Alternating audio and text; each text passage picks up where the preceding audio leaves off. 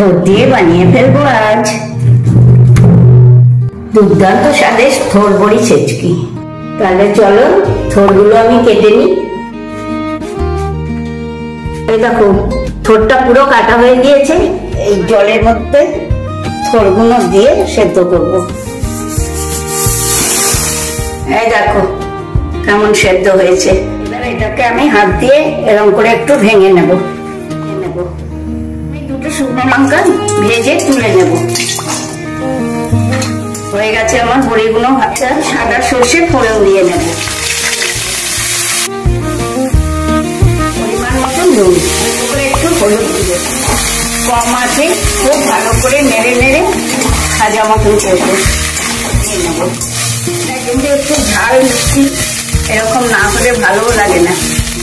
এরকম বুঝে তোমরা ঝালটা দেবে যে যেরকম খাও। ভাঙা বড়িগুলো দিয়ে নেব। এই দেখো থোড় ছেচকি হয়ে গেল।